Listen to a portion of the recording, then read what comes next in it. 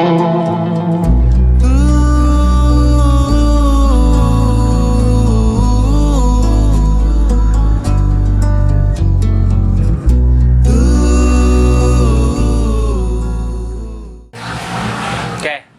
pebisnis, alhamdulillah bukan cita-cita ya, tapi kondisi yang tercipta karena lingkungan bermain atau lingkungan pergaulan saat itu. Saya besar di lokasi di mana tempat tinggal saya dekat sama kebun binatang Ragunan, di mana potensi buat jualan itu sangat besar di sana, baik hari-hari biasa maupun ketika Lebaran atau libur panjang atau libur nasional. Dan di sana saya belajar tentang arti dagang seperti apa.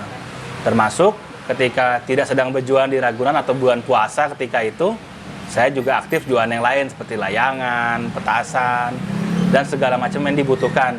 Terlebih, saya di rumah sekalipun, saya menjadi pemimpin regu ya, kepala geng, yang seakan-akan mewajibkan semua teman-teman saya buat beli produk saya, apapun yang saya jual, layangan, rental PlayStation, atau apapun. Sebenarnya waktu itu cita-cita Direktur bank. Karena ngerasa duitnya nggak habis-habis. Tapi sudah besar malah tahu bahwa direktur bank tidak punya kuasa terhadap mengambil uang. Yang kedua jadi dokter. Karena kalau nonton TV itu, lihat orang kalau keluar dari ruang operasi, dokter tuh dikerubungin sama orang. Gimana nasib keluarga saya, gimana begini, gimana begitu. Tuh seneng aja ngelihatnya. Karena waktu SMA tuh punya temen, itu ayahnya itu pejabatnya Pertamina, BUMN di Indonesia, Pertamina, dan itu kayaknya suksesnya luar biasa gitu. Nah itu menjadi inspirasi bahwa ketika lulus pengen jadi orang-orang yang ahli di bidang teknik ya. Jadi SMA itu beralih. Ya cita-cita bagi saya impian semu sesaat sih, yang itu berubah seiring berjalan waktu, seiring siapapun teman-teman kita tuh akan mempengaruhi kemana tujuan kita. Sampai saya pun ketika lulus kuliah, saya sudah keterima kerja sebenarnya. Itu di dua perusahaan. Satu perusahaan, satu lembaga pemerintah ya. Jadi yang pertama namanya Chevron Pacific Indonesia, atau dulu namanya Caltex. Yang kedua di BP Migas. Itu gajinya juga luar biasa juga dua-duanya ya. Cuma sampai pada tahapan begitu pun teman saya juga mempengaruhi, Res, kalau punya uang dengan gaji yang besar, dan itu hanya bisa dinikmatin sama anak dan istrimu. Lebih baik kamu punya sesuatu yang bisa dinikmati sama banyak orang. Dalam artian berwirausaha. Minimal ketika kamu sakit atau kena musibah, yang doain itu nggak cuma istri atau anak-anakmu aja, tapi akan banyak support sistem kamu yang hidup, yang terus memanjatkan doa ketika kamu kenapa-kenapa. Yang kerja sama kamu, suaminya, istrinya, anaknya, orang tuanya, itu akan silih berganti doakan kalau kamu punya wirausaha. Dan saya juga berkeyakinan, saya SD, SMP, SMA, kuliah itu tempat negeri. Mengapa saya lulus kuliah, saya nggak punya kontribusi buat negeri ini? Kenapa saya masih ada di barisan orang-orang yang sama ketika ngelamar kerja? Saya pengen ada di tempat orang yang nerima kerja, bukan ngelamar kerja. Kayak gitu sih mas. Jadi cita-cita buat saya nggak terlalu saklek sih, seiring berjalan waktu juga berubah. Bahkan bisa dikatakan tantangan atau ujian terbesarnya berwirausaha ketika lulus kuliah adalah orang tua, dimana beliau semua menginginkan anaknya jadi PNS, jadi pegawai BUMN, pegawai swasta atau perusahaan-perusahaan besar lainnya. Karena memang background mereka tuh guru, sehingga kehidupan yang aman itu bagi mereka adalah PNS ya, menjadi pegawai. Nah itu juga tantangan luar biasa, sembunyi-sembunyi sudah enggak. Cuman dukungan itu tidak muncul dari awal sih. Bagaimana meyakinkan orang tua? Sebenarnya tidak ada hal khusus meyakinkan orang tua, tapi lebih kepada gini sih triknya sih. Mungkin bisa membantu juga buat orang-orang yang menghadapi case yang serupa. Dasarnya pasti orang tua kita pengen anaknya punya kehidupan yang baik, tidak punya pikiran atau stres yang berlebih. Maka sebisa mungkin apapun jalan yang kita pilih, idealnya membuat mereka tuh nyaman atau safe. Mereka tidak perlu melihat kita sedang gelisah. Mereka tidak perlu mendengar cerita susah kita atau cerita sedih kita ya. Itu membuat mereka kepikiran sebenarnya. Jadi seminimal mungkin kita bisa menahan hal-hal yang terlihat negatif depan orang tua, yang membuat mereka juga pikiran, maka semakin itulah insya Allah mereka lebih menerima aktivitas kita ya. Karena tidak semua orang bisa hidup dengan flow yang naik turun. Dengan pengusaha ini kan kadang melesat, kadang ambiar, kadang naik lagi. Kalau pegawai kan konstan ya, grafiknya konstan. Nah, alhamdulillah sih sampai sebelum terutama abah saya meninggal, beliau sempat terucap ya, abah bangga sama yang kamu kerjakan, membuka banyak manfaat buat orang, membuka banyak lapangan pekerjaan dan lainnya. Dan akhirnya sebelum beliau meninggal, beliau keluar apresiasinya beliau. Itu pertama kalinya sepanjang saya punya usaha ya. Ada pergulatan batin nggak yang membuat Mas Ares dalam kondisi apa ya, timbang gitu ya? Tadi kan orang tua apa menginginkan anak yang bekerja yang negara. Pastinya ada Mas ya, terutama ketika kita lagi jatuh dan orang tua nggak mendukung, itu pergulatan hatinya luar. Apa pikirannya, apa kita karena nggak dengar orang tua jadi ambiar, udah ikut aja lah. Itu berkecamuk luar biasa ya. Cuma alhamdulillah saya punya beberapa teman atau guru-guru yang luar biasa juga yang memberi masukan. Banyak orang khawatir karena mereka nggak tahu aja seberapa amannya ini, dalam artian seperti naik arum jeram Mas ya. Kita pasti worry, tenggelam lah, nabrak batu. Itu kan bagi orang-orang yang sebenarnya nggak tahu ya. Tapi sebenarnya kalau mereka tahu, mereka nggak bakal begitu. Saya berusaha memahami yang legowo bahwasanya ini karena mereka nggak tahu sebenarnya. Tapi kalau mereka tahu sih, insya Allah sih nggak apa-apa. Nah, pernah satu waktu atau beberapa waktu tuh usaha tuh sedang slow down ya, atau menurun. Saya juga berkecamuk, apa ini karena nggak dengar beliau semua atau karena kenapa, saya juga nggak tahu. Tapi yang jelas saya ngomong sama beberapa guru-guru saya nanya, ya selama itu tidak melanggar syariat Islam, itu sebenarnya nggak apa-apa. Dalam arti kutip tidak terlalu mendengarkan apa yang orang tua cemaskan. Itu lebih kepada mereka, beliau semua belum tahu aja. Selama perintahnya beliau bukan soal syariat Islam, sholat, ngaji, bersedekah atau apapun ya sebenarnya tidak harus jadi pikiran juga sebenarnya. Cuma tunggu waktu aja meledaknya kayak gimana, tunggu waktu aja momentumnya datang kayak gimana.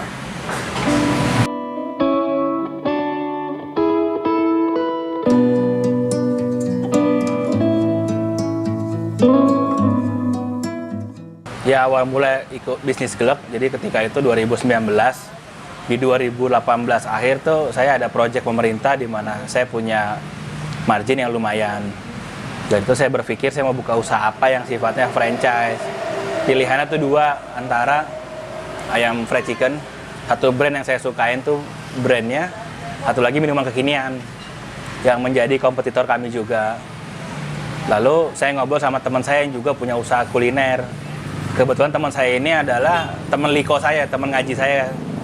Saya ngaji di Ustadz Ali Fikri di Depok, dan dia waktu itu ngaji bareng sama saya juga. Saya ngobrol, dan dia menyampaikan kayak begini, kenapa mesti beli franchise? Kenapa nggak buka sendiri aja? Toh sedikit banyak yang jadi menu, itu gue tahu kok cara bikinnya gimana. Nah, dari itulah memberanikan diri buat buka sendiri. Itu bisnis pertama? Enggak, bisnis pertama. Jadi kan beda ya Mas antara bisnis dengan dagang ya. Kalau dagang itu ya kita nggak jual, kita nggak dapat duit. Tapi kalau bisnis itu kita jual atau nggak, kita hadir atau nggak hadir di kantor, sistem tetap berjalan, manajemennya berjalan. Awal dagang saya itu kelas 1 SD sudah saya dagang dari kecil. Awal bisnis saya itu 2011 setelah saya lulus dari kampus S1 saya. Bisnis pertama saya bukan gelek ini sebenarnya, itu ekspedisi. Saya beli franchise beberapa ekspedisi, yaitu JNE, ESL Express, SAP, UPS, FedEx, RPX. Jadi saya beli franchise-nya dan saya operasionalkan. Apa sih yang Mas Ares sharing ke karyawan atau tanamkan ke karyawan sebagai loyal Mas Ares? Ya mungkin kalau yang bisa saya lakukan adalah supportnya ke teman-teman manajemen ya, karena jangkauan saya ke teman-teman di outlet juga terbatas ya. Artinya nilai-nilai perusahaan ini yang saya selalu salurkan itu ke manajemen dulu. Baru mereka dengan segala daya upaya juga berusaha mentransfer ke teman-teman di outlet sendiri. Nah, nilai-nilai yang selalu disampaikan ke teman-teman ya pastinya kita ngejaga soal kejujuran sudah pasti. Dan kedua soal komunikasi. Dan ketiga pastinya ibadah itu menjadi hal yang tidak boleh ditinggalkan ya. Jadi artinya dimanapun berada, mau diawasin atau enggak, ada CCTV atau enggak, ya nilai-nilai syariah yang kita selalu diajarkan sama orang-orang tua kita harusnya terjaga ya dimanapun berada. Kontek lagi tentang berbagi shop ya.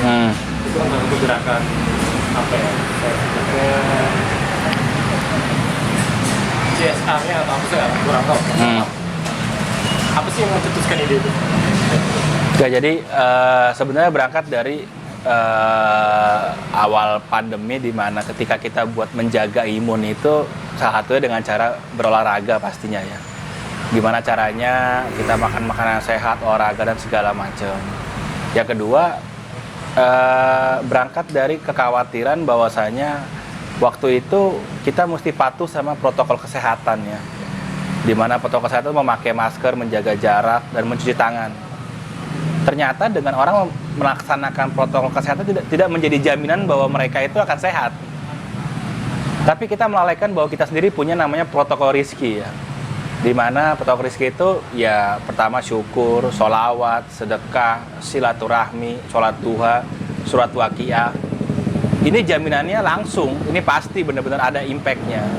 Nah, berangkat dari situ, saya mencetuskan di berbagi shop itu yang fokusnya emang sedekah dan berolahraga, berbagi shop, berbagi sekaligus olahraga di situ ya. Dengan kegiatan utamanya itu adalah berbagi, berolahraga sambil berbagi, kenapa? Ya ini dua hal yang secara ikhtiar badan kita sehat, secara hati batin kita juga sehat. Ini berangkat dari ide di kantor bahwa saya punya 130 karyawan, di mana biasanya ketika mereka berulang tahun, ditambah teman-teman saya sendiri ya, itu saya selalu berusaha kalau ada rezeki membelikan hadiah. Nah sekarang saya putar hadiahnya, hadiah dalam bentuk nasi bungkus sesuai jumlah ulang tahunnya. Cara nggak langsung menemukan value ke teman-teman semuanya bahwa daripada foya-foya lebih bagus berbagi. Daripada uangnya buat traktir teman yang juga tidak terlalu perlu makanannya, mendingan kita kasih ke orang-orang yang membutuhkan. Berangkat dari sana, mengkampen olahraga, mengkampen sedekah, dan sekaligus mengkampen supaya tidak mubazir.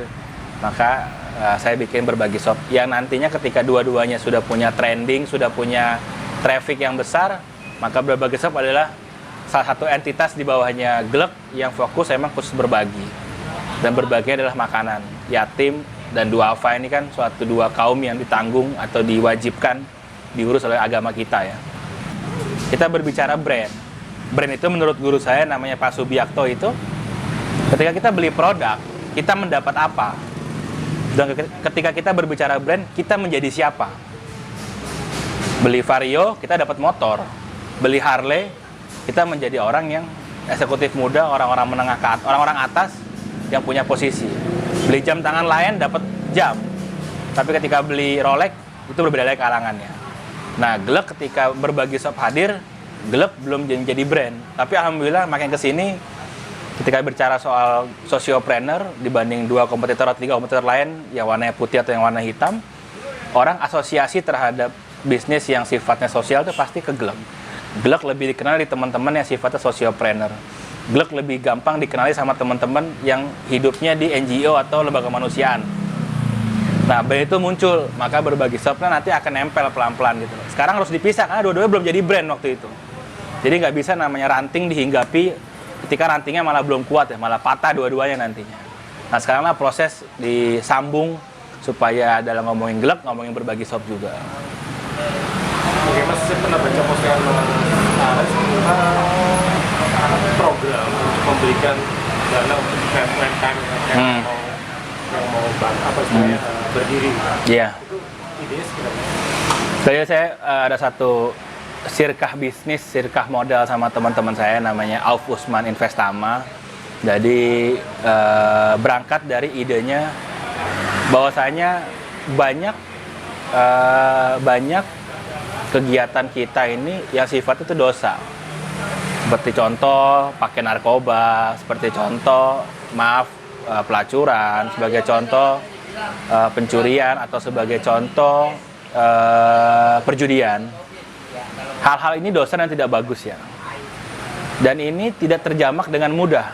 Mungkin Mas tidak pernah lihat ada butuh narkoba hubungi nomor segini, nggak ada. Tapi ada dosa yang lebih besar daripada itu. Yang paling ringan itu berzina sama ibu kandung sendiri. Ya iklannya di mana-mana ya. Yang akhir-akhir ini sering kita dengar soal hal-hal yang meresahkan karena itu ya. Orang gantung diri, orang keluar dari sekolahnya itu riba.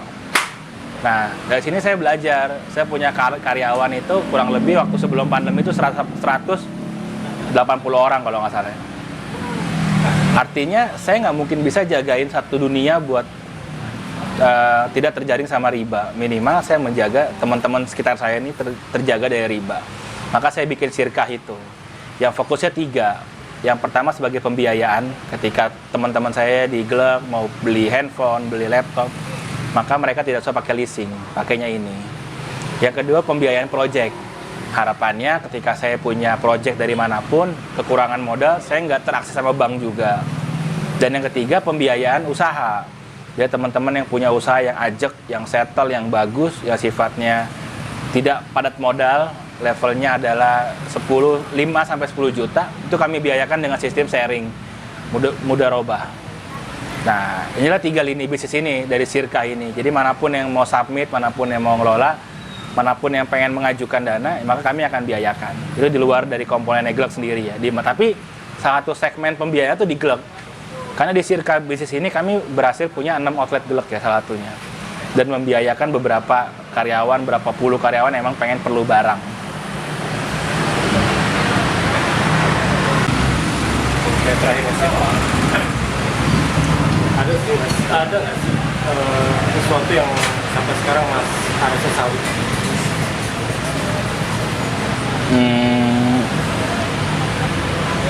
Oke, bicara soal menyesali, ketika seseorang menjadi pemimpin atau menjadi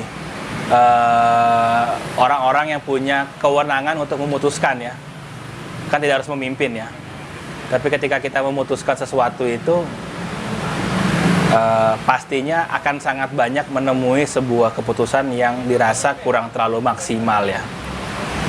Yang dirasa tuh keliru. Pertimbangan-pertimbangan yang diputuskan, perjudian-perjudian yang kita nggak tahu dasarnya apa, teman, by feeling, by intuisi, itu pasti akan sering menghinggapi kita. Jadi kalau bisa sampaikan, pasti akan sangat banyak hal yang disesali juga pastinya.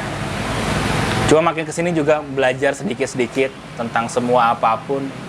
Bahkan almarhum abah saya selalu ngomong, bahkan daun yang kering pun tidak akan jatuh dari pohon tanpa izinnya Allah ya. Termasuk kesalahan kita memilih, kesalahan kita memutuskan, itu biasanya tidak jauh juga dari pastinya karena izinnya Allah juga. Maka dari semua kesalahan, jika dirasa pertimbangannya sudah maksimal, perhitungannya sudah matang dan itu masih gagal, ya kita terima karena emang kodratnya Allah demikian. Namun kalau memang keputusan tersebut tidak berdasarkan dasar hanya karena feeling atau nafsu sesaat, memutuskan invest di mana ternyata itu fail, ternyata itu gagal, ditipu, itu pasti akan sangat nyesel ya, karena memilihnya tidak berdasarkan pertimbangan yang luar biasa berat atau luar biasa detail. Mas Arif kalau saya perhatikan kan penuh dengan nilai-nilai kehidupan. Siapa sih orang yang paling berpengaruh di hidup Mas Arif? Oke, yang pertama pastinya baginda Rasulullah SAW, manusia paling sempurna di muka bumi ini, yang memang adabnya sangat luar biasa dan memang menjadi inspirasi sama semuanya, sama semua manusia sampai akhir zaman, di mana semua nilai kebaikannya itu terpencar ke beberapa orang yang di sekitar kita juga pastinya, di mana mereka juga membawa nilai-nilai kebaikan. Di salah satu renungan saya, di salah satu postingan saya juga di Instagram, saya pernah ngasih judul, setiap guru ada masanya, Mas. Setiap masa itu ada gurunya. Artinya, ini cuma soal waktu kok. Hari ini saya menjadi gurunya si Fulan. Tapi dari Fulan juga, saya juga banyak dapat ilmu dari si Fulan, sehingga saya juga jadi muridnya juga. Artinya, setiap orang yang saya temuin itu akan menjadi guru, akan banyak orang yang ilmu. Hari ini, saya di outlet saya, teman-teman saya ada Sila, ada Rahma. Saya betul-betul bisa menjadi mereka gitu. Dengan kebutuhan hidup, mereka bisa punya semangat buat kerja pagi sampai malam. mereka bisa duduk diamnya, itu mungkin saya nggak bisa. Dan artinya sangat-sangat banyak yang bisa diambil inspirasinya. Mungkin yang dikenal nama-nama seperti pastinya abah saya sendiri sebagai guru leadership saya. Ada Pak Sandiaga Uno, beliau tuh ahli sedekah. Saya menjadi sosiopreneur tuh karena saya pernah melihat beliau itu sedekah ke dompet duafa, di mana nominalnya itu terserah dompet duafa aja.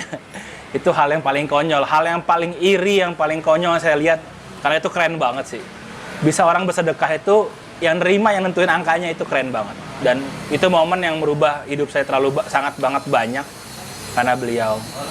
Dan tentunya banyak guru-guru lain juga yang jumlahnya juga sangat-sangat banyak, tapi saya sangat beruntung. Kalau dibilang apa kekayaan saya bukan glove, bukan mobil atau rumah, tapi kekayaan saya paling banyak adalah orang-orang baik, orang-orang keren yang dihadirkan Allah untuk ngebimbing saya sampai saya di saat sekarang ini. Masih ada mimpi yang dikejar? Terakhir saya beberapa bulan lalu saya ketemu Coach Steven Indra Wibowo, Ketua Mualaf Center Indonesia. Beliau selalu berdoa setiap subuh, ya Allah, jika saya tidak bermanfaat lagi, maka saya dimatikan aja ya Allah. Karena setelah orang tidak bermanfaat, maka habis itu dia bikin mudarat pastinya. Dan saya punya mimpi semua karyawan saya punya masjid. Saya punya mimpi begitu. Saya punya mimpi saya selalu jadi tempat wasilahnya Allah buat memberikan ke hamba-hamba yang lain. Saya punya mimpi setiap orang yang ada di sekitar saya punya semangat berbagi yang sama, semangat menolong yang sama. Kalau nggak punya uang, bagilah semangatnya. Kalau nggak punya semangat, kasihlah WA story-nya buat mengiklankan, mempromosikan, membantu orang. Saya pengen kita punya gerakan kebaikan, satu orang jagain 10 orang, tetangga kita aman, teman kita nggak ada yang susah. Ya saya pengen setiap orang tuh punya semangat buat berbagi dan semangat buat membantu orang.